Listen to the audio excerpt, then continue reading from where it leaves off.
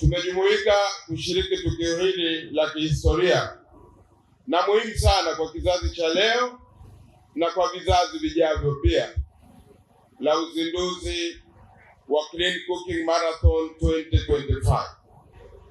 Ndugu zangu, tatizo la matumizi ya nishati isiyo safi ya kupikia ni changamoto kubwa inayogusa moja kwa moja afya. Pia inagusa usalama na ustawi wa Watanzania, hususan wanawake. Takwimu za Shirika la Afya Duniani zinaonyesha kuwa zaidi ya watu milioni 3 hufariki kila mwaka duniani kutokana na matumizi ya nishati isiyo safi.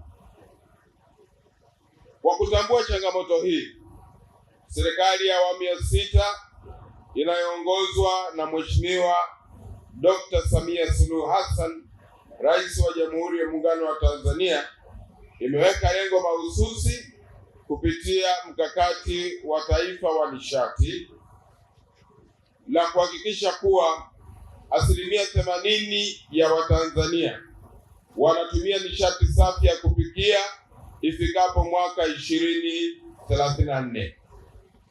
Hivi tunavyozungumza, 1% ya Watanzania wanaotumia nishati safi iko kama 16.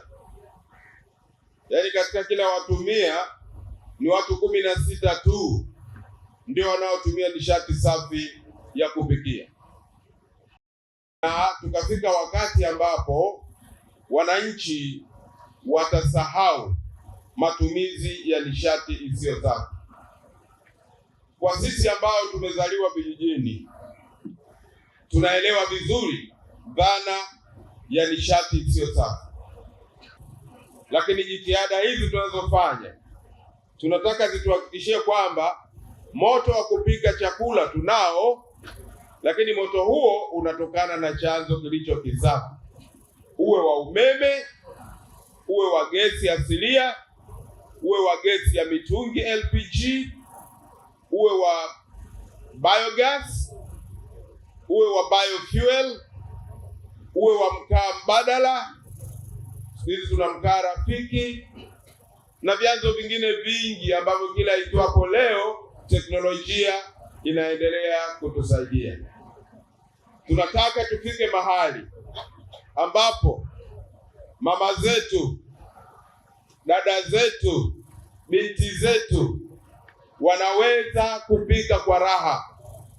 Upishi usiwe mateso kwao, kwa sababu wana vyanzo vya nishati vinavyowahakikishia kwamba wanapika kwa haraka, lakini kwa usafi na kwa usalama wa afya zao.